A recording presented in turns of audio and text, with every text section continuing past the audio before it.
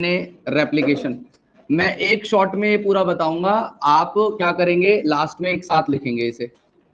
एक शॉट में मैं पूरे मैकेनिज्म को एक्सप्लेन करूंगा, आपको सबसे लास्ट में इसे लिखना होगा, ठीक है। तो कोई भी ऐसा ना करे कि मुझसे ये कहने लग जाए कि सर बोला हमने अभी तक लिखा नहीं है और ये नहीं है वो नहीं है, आप एक साथ लिखेंगे इसे, ठीक है जी। तो चल ही नहीं रहा यार ढंग से, हंसो मत, हंसने की जरूरत नहीं है इसमें। मैकेनिज्म ऑफ डीएनए रेप्लिकेशन मेरा ऐसे ही सही है। देखिए डीएनए रेप्लिकेशन जिस पॉइंट से स्टार्ट होता है उस पॉइंट को बेटा हम लोग ओरिजिन ऑफ रेप्लिकेशन कहते हैं, ठीक है। मैं कह रहा हूं कि जहां से डीएनए रेप्लिकेशन शुरू होगा उसके स्टार्टिंग पॉइंट को हम नाम देते हैं origin of replication, origin of replication. और इसी चीज को हम लोग शॉर्ट में ओराई कहते हैं, इसी चीज को हम शॉर्ट में ओराई कहते हैं। मैंने बोला जहां से डीएनए रेप्लिकेशन शुरू होगा उसे ओरिजिन ऑफ रेप्लिकेशन कहा जाएगा और उसी को हम लोग ओराई कहेंगे। तो ओरिजिन ऑफ रेप्लिकेशन का जो नंबर है वो वेरी करता है। प्रोकैरियोट्स जिनका जीनोम छोटा है, प्रोकैरियोट्स जिनका जीनोम छोटा है उनके अंदर आपको सिंगल ओरिजिन देखने के लिए मिलेगा या सिंगल ओरिजिन ऑफ रेप्लिकेशन देखने के लिए मिलेगा। लेकिन यूकैरियोट्स जिनका जीनोम बड़ा है या डीएनए बड़ा है उनके अंदर आपको मल्टीपल ओरिजिन ऑफ रेप्लिकेशन मिलेंगे, ठीक है। यूकैरियोट्स के अंदर आपको मल्टीपल ओराई देखने के लिए मिलेंगे, ठीक है। क्यों? क्योंकि यहाँ पे साइमल्टेनियसली कई पॉइंट से रेप्लिकेशन को एक साथ शुरू किया जाएगा ताकि बड़े स्ट्रक्चर को कम टाइम में बनाया जा सके, ठीक है। तो यहाँ पे मल्टीपल ओराई होते हैं और आपके जो मल्टीपल ओरिजिन है ये आपके 100 से लेके 200 तक हो सकते हैं किसी भी डीएनए के अंदर।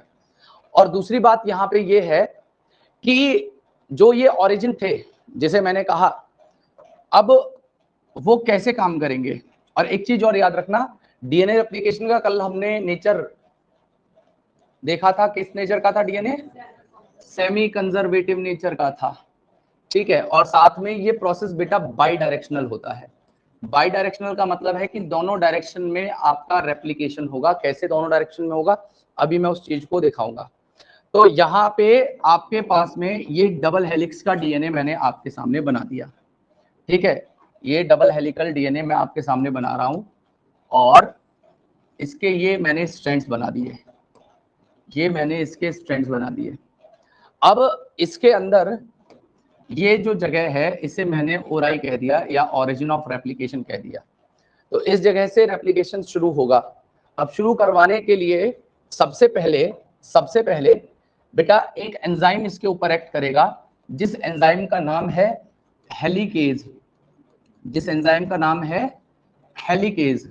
अब ये जो हेलिकेज एंजाइम है ये क्या करेगा, ये अनवाइंड कर देगा डीएनए डबल हेलिक्स को, ये अनवाइंड करेगा डीएनए के जो हेलिक्स है, या सिंपली लिख लीजिएगा it will unwind the DNA helix.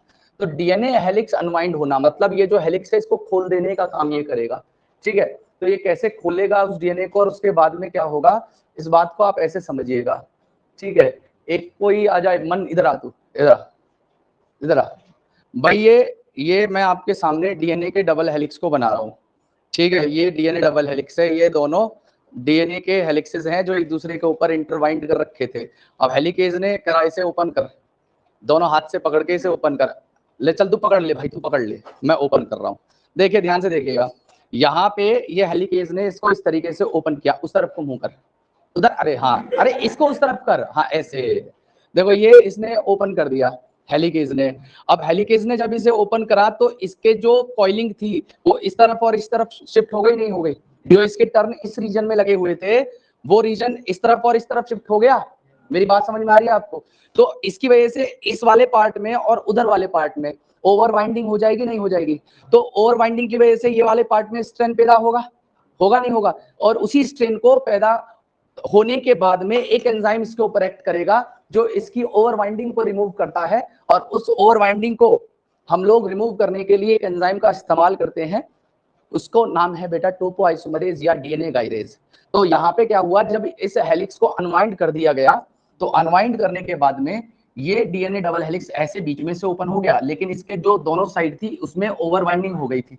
इसकी जो दोनों साइड थी उनके अंदर आपको ओवर बाइंडिंग देखने के लिए मिल रही है। ठीक है जी, ओवर बाइंडिंग मिल रही है। तो ये जो ओवर बाइंडिंग यहाँ पे हो गई, जो ओवर बाइंडिंग दोनों एंड पे हो गई, उस ओवर बाइंडिंग को रिमूव करने के लिए दूसरा एक एंजाइम है जो इसके ऊपर एक्ट करेगा, जिसका नाम है टोपोआइसोमरेज।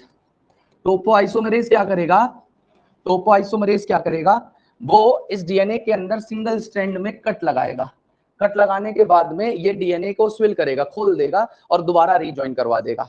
इससे क्या होगा, जो ओवर कॉइलिंग हो रखी है वो खत्म हो जाएगी और इसने यहाँ पे रिमूव करवा दिया है किसको? ओवर बाइंडिंग को।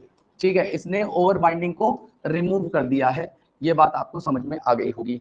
अब यहाँ पे क्या हुआ, जब ओवर बाइंडिंग रिमूव हो गई तो बेटा ये कुछ इस तरीके की कंडीशन में आपको डीएनए देखने के लिए मिलेगा। दोनों एंड आपके इस तरीके से खुल चुके हैं क्योंकि ओवर बाइंडिंग को टोपोआइसोमरेज ने क्या कर दिया है?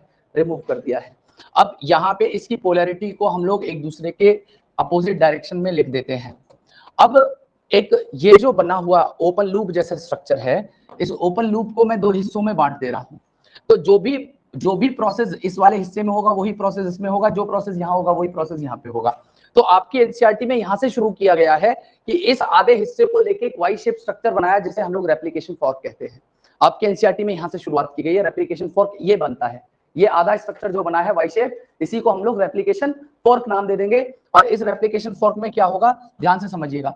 यहाँ पे ये इस तरीके का एक वाई शेप बन गया है। इस हाफ को लेके ये बनाया गया स्ट्रक्चर है जिसे मैंने नाम दे दिया है रेप्लिकेशन फॉर्क, जिसे मैंने नाम दे दिया है रेप्लिकेशन फॉर्क। और यहाँ पे जो ये रेप्लिकेशन फॉर्क बना है, अब बेसिकली क्या है, देखिए ये डीएनए के अंदर यहाँ तो बेस पेयर लगे होंगे ना, एक दूसरे के अपोजिट डायरेक्ट, एक दूसरे के अपोजिट बेस पेयर लगे होंगे ना। अब वो आपस में फिर से हाइड्रोजन बॉन्डिंग कर सकते नहीं कर सकते? मतलब ये जो ओपन स्ट्रक्चर बना हुआ है ये दोबारा भी तो ज्वाइन कर सकता है। मतलब इसको इसी पोजीशन में रखना पड़ेगा ओपन। तो ओपन में रखने के लिए, इसको स्टेबलाइज करने के लिए रेप्लिकेशन फॉर्क को एक प्रोटीन होती है जिन्हें बेटा हम लोग एसएसबी प्रोटीन कहते हैं।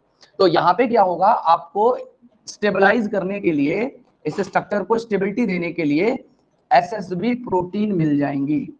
ठीक है, यहाँ पे आपको एसएसबी प्रोटीन मिल जाएंगी। और यहाँ पे इन्हें नाम दे रहा हूं मैं सिंगल स्ट्रैंडेड बाइंडिंग प्रोटीन। अब ये जो सिंगल स्ट्रैंडेड बाइंडिंग प्रोटीन है, ये क्या कर रही हैं, इस रेप्लिकेशन फॉर्क को स्टेबलाइज कर दे रही हैं।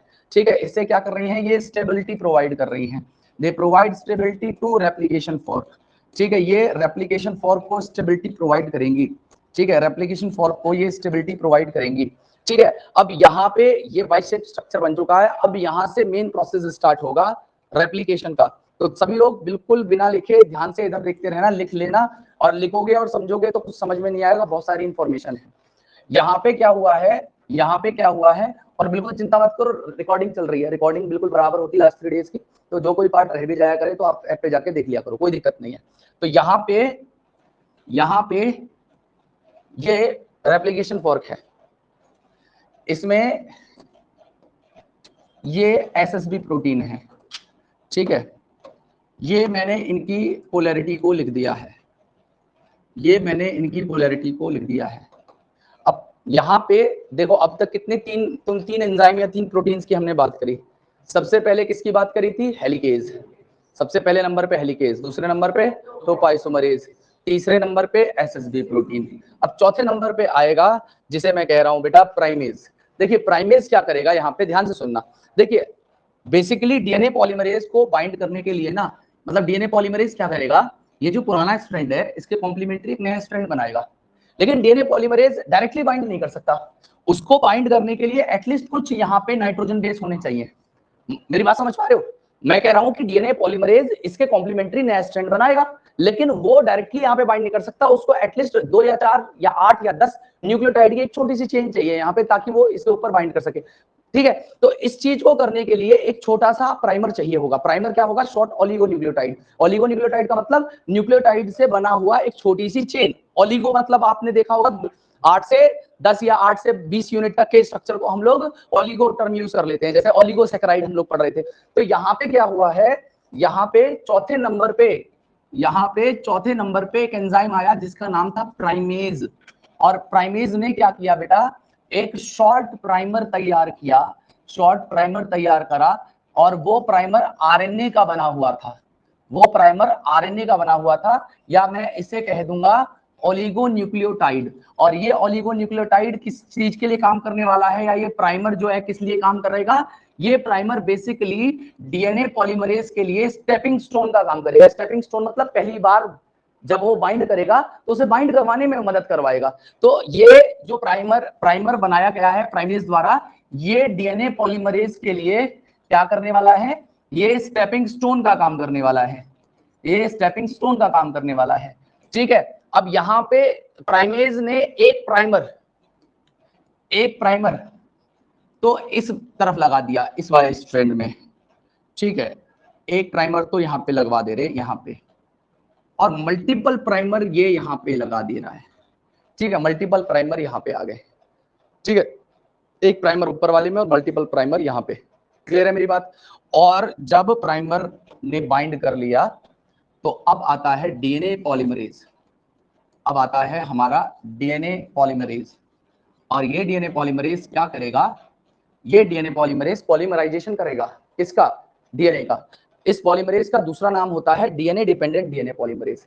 इसी को हम लोग कहते हैं, डीएनए पॉलीमरेज का दूसरा नाम होता है डीएनए डिपेंडेंट डीएनए पॉलीमरेज। इसी का दूसरा नाम है डीएनए डिपेंडेंट डीएनए पॉलीमरेज। मतलब वो पॉलीमरेज जो डीएनए के ऊपर डिपेंड है और डीएनए को ही पॉलीमराइज कर रहा है, जो डीएनए के ऊपर डिपेंडेंट है और डीएनए को ही पॉलीमराइज कर रहा है, इसीलिए नाम दे रहे हैं DNA dependent DNA polymerase. DNA के ऊपर डिपेंडेंट है और डीएनए को ही पॉलीमराइज कर रहा है। अब देखिए एक बात बताइए, अगर ये वाला स्ट्रैंड था, सपोज करो अब ये नए स्ट्रैंड नहीं बने, अभी ये पुराने स्ट्रैंड हैं। अब इस पुराने स्ट्रैंड में यहाँ पे मैं इनको थोड़ा सा इनके बीच में गैप कर दे रहा हूँ, इनके बीच में मैं गैप कर दे रहा हूँ। अब यहाँ पे ये ए है, टी है, जी है, सी है, टी है, ए है। ठीक है, यहाँ टी है, ए है, सी है, जी है, ए है, टी है। दो स्ट्रैंड है, दोनों के मैंने कॉम्प्लीमेंट्री नाइट्रोजन बेस लगा दिए।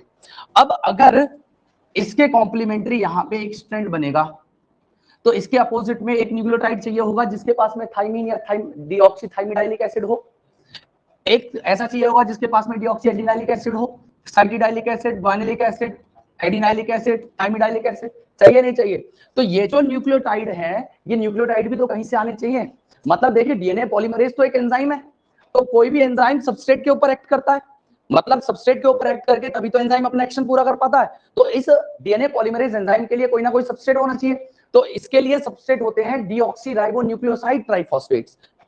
मैं क्या कह रहा हूं, मैं कह रहा हूं कि ये डीएनए पॉलीमरेज सबस्ट्रेट के तौर पे इस्तेमाल करेगा, शॉर्ट में कहते हैं उन्हें हम लोग डीएनटीपीज। डी को हम लोग हमेशा शॉर्ट में लिखते हैं डीएनटीपीज, और इनकी फुल फॉर्म है डीऑक्सीराइबोन्यूक्लियोसाइड ट्राइफॉस्फेट। ठीक है, ट्राइफॉस्फेट। और ये होते हैं कौन, जैसे डीएटीपी, डीजीटीपी, डीसीटीपी, डीटीटीपी, कुछ भी आप कह लीजिए। ठीक है, ये हो गए, ये आपके सबस्ट्रेट हैं। मतलब कहने का ये है कि अगर इस डीएनए पॉलीमरेज को टी चाहिए होगा तो इस टीटीपी से ये थाइमिडाइलिक एसिड वाले को निकालेगा और वहां पे चेन में इंट्रोड्यूस करवा देगा। क्लियर हो रही है मेरी बात आपको। और देखो ये सब कब तैयार कर दिया जाता है, तो देखो सेल साइकिल याद कर लो। सेल साइकिल के अंदर एस फेज होगा, एस फेज के अंदर डीएनए रेप्लिकेशन होता है, एस फेज से पहले जी1 फेज होगा, जी1 फेज के अंदर एस फेज की प्रिपरेशन हो जाएगी, तो वहां पे जितने न्यूक्लियोटाइड है, जितने एंजाइम्स हैं, वो सब जी1 फेज में बन जाएंगे और उन सबको यूज कर लिया जाएगा किसमें, एस फेज में। कौन करेगा, डीएनए पॉलीमरेज करेगा। क्लियर हो रही है मेरी बात सभी को। ठीक है, तो यहाँ पे ये जो डीएनटीपीज हैं इनका डुअल रोल होता है, इनका डुअल रोल होता है। मतलब ये आपके एक तो सबस्ट्रेट भी है डीएनए पॉलीमरेज के लिए, दूसरा बेटा एटीपी से याद करो एनर्जी होती है, तो ये सारे मॉलिक्यूल एनर्जी प्रोवाइडर भी हो सकते हैं इसके लिए। मतलब ये आपके एनर्जी भी प्रोवाइड करेंगे इस रिएक्शन में। क्लियर है मेरी बात सभी को। और यहाँ पे जो पॉलीमराइजिंग डायरेक्शन होती है डीएनए पॉलीमराइज की, जो डायरेक्शन होती है डीएनए पॉलीमरेज की वो 5 प्राइम टू 3 प्राइम होगी। मतलब कहने का ये है कि अगर ये 3 प्राइम है तो इसके अपोजिट ये 5 प्राइम होगा, इस तरफ 3 प्राइम होगा।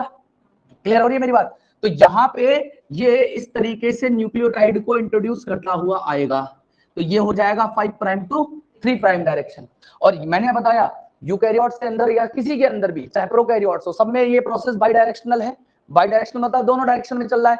तो आपका यहाँ पे पीछे सपोज करो इधर दूसरी और रही होगी, यहाँ से रेप्लिकेशन हो रहा होगा, यहाँ पे भी तो रेप्लिकेशन हो रहा होगा। तो ये क्या करेगा, ये होता हुआ वहां तक पहुंचेगा जहां पिछला पॉइंट है, मतलब जहां पे दूसरा होगा। और पीछे से एक डायरेक्शन में इस तरफ रेप्लिकेशन चल रहा होगा, तो वो होता हुआ इधर की तरफ आता हो रहा होगा।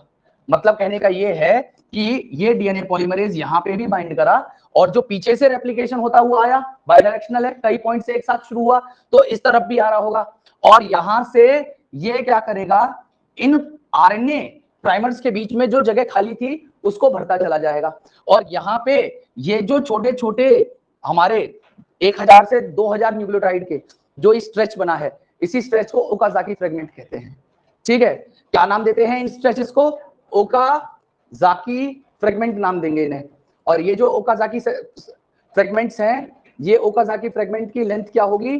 तो बेटा इनकी लेंथ होती है लगभग 1000 से 2000 न्यूक्लियोटाइड। ठीक है, अब एक बात ध्यान से देखिएगा, इधर देखिएगा, यहाँ पे ये 5 प्राइम है, ये 3 प्राइम हो गया, यहाँ पे 5 प्राइम है, देखो दोनों में 5 prime to 3 prime direction, 5 prime to 3 prime direction, दोनों में हुआ।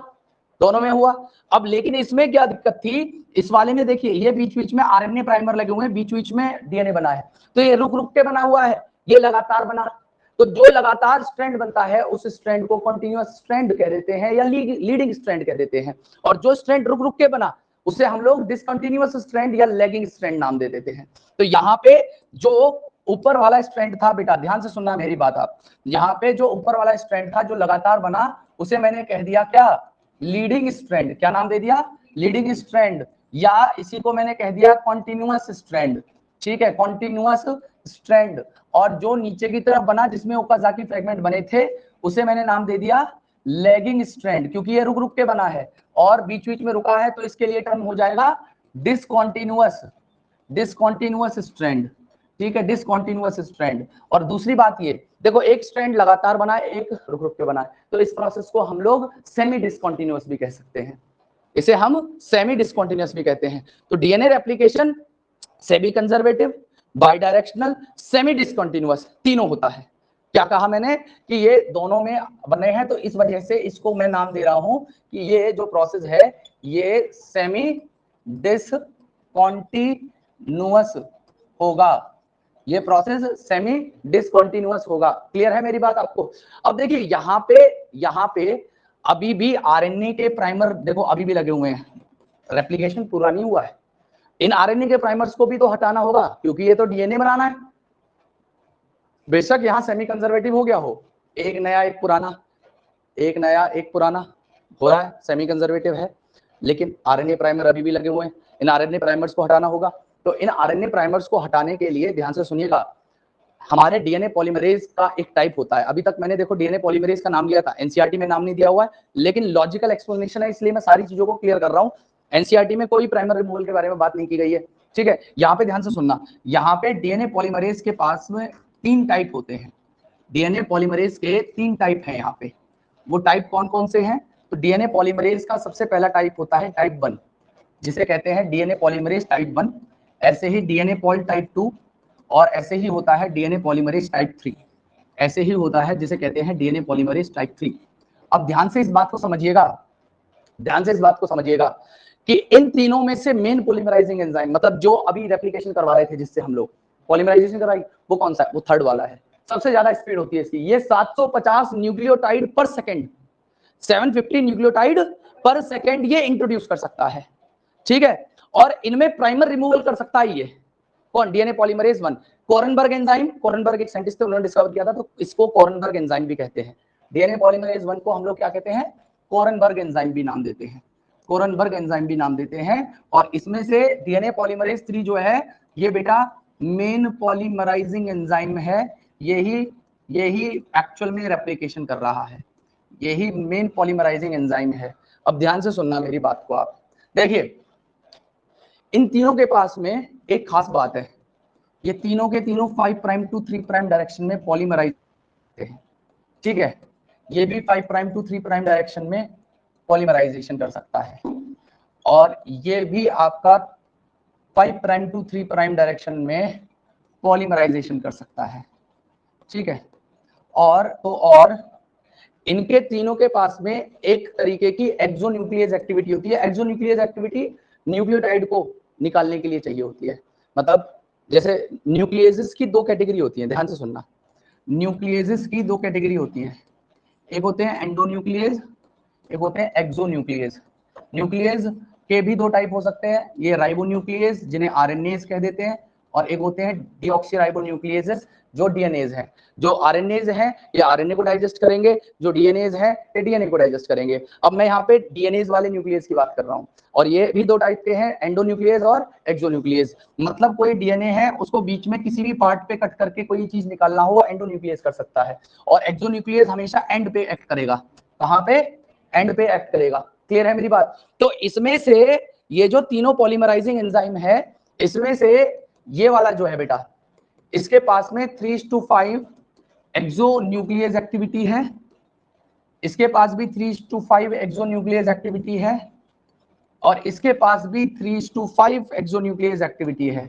लेकिन प्राइमर रिमूवल के लिए चाहिए 5:3 एक्सोन्यूक्लियस एक्टिविटी। क्यों? देखो प्राइमर कैसे बने हो, 5:3। तो जिसके पास में 5 प्राइम टू 3 प्राइम डायरेक्शन में एक्सोन्यूक्लियस होगा वो क्या कर सकता है? प्राइमर्स को रिमूव कर सकता है, और वो एक्टिविटी केवल इसके पास है और उन दोनों के पास में नहीं है।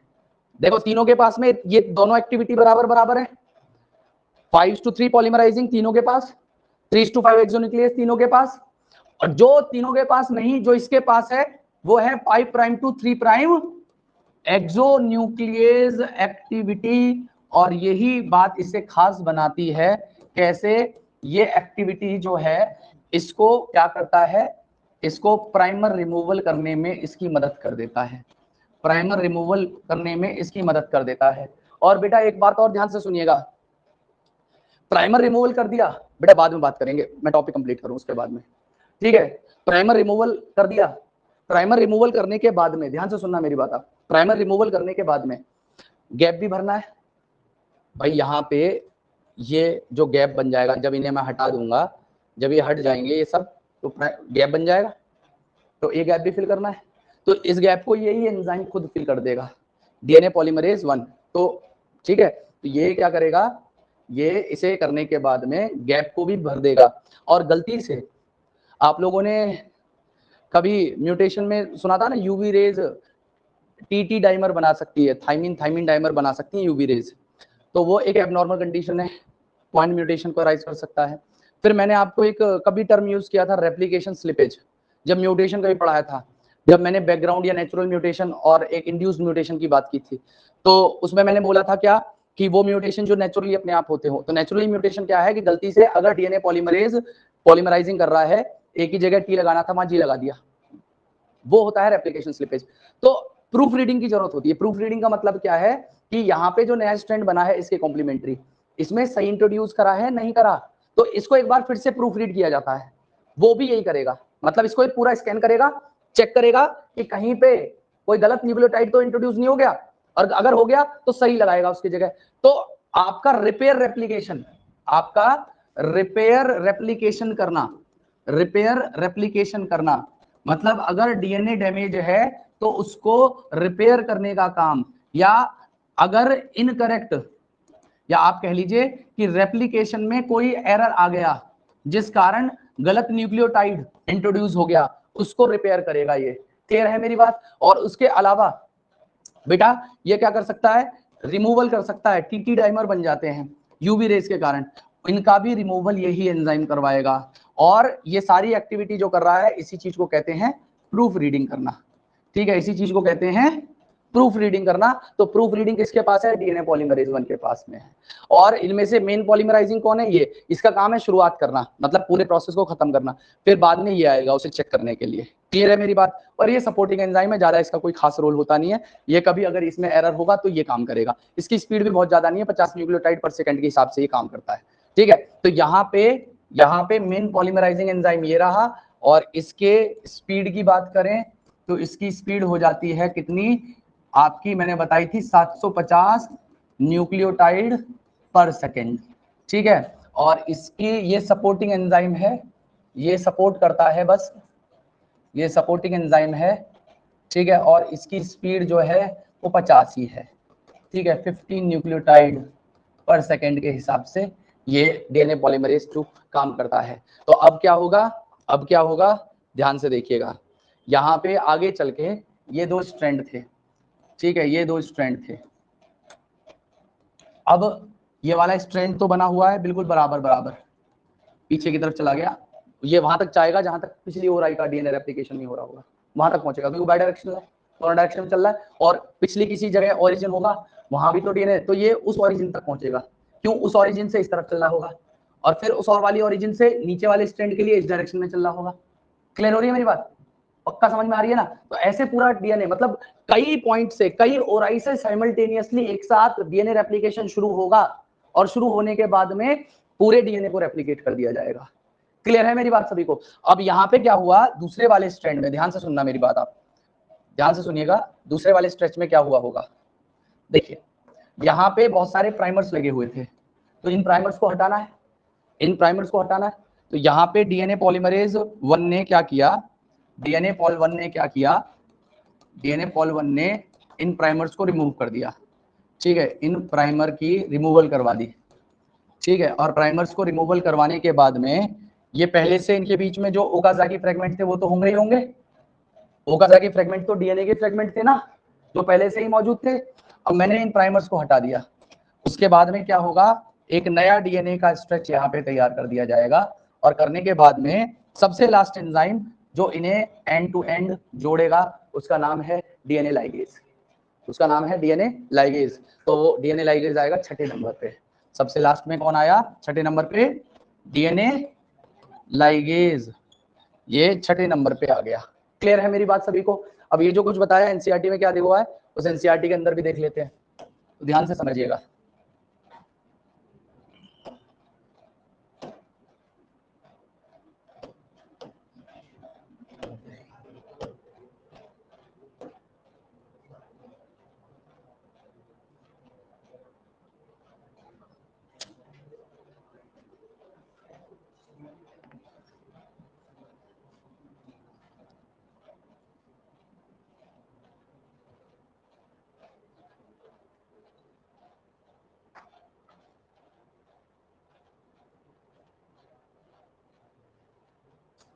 देखिए, बताया गया कि डीएनए रेप्लिकेशन का जो स्टार्ट पॉइंट है उसे हम लोग ओराई कहते हैं, और बेटा रेप्लिकेशन की जो सबसे छोटी यूनिट है उसे रेप्लिकॉन कहा जाता है।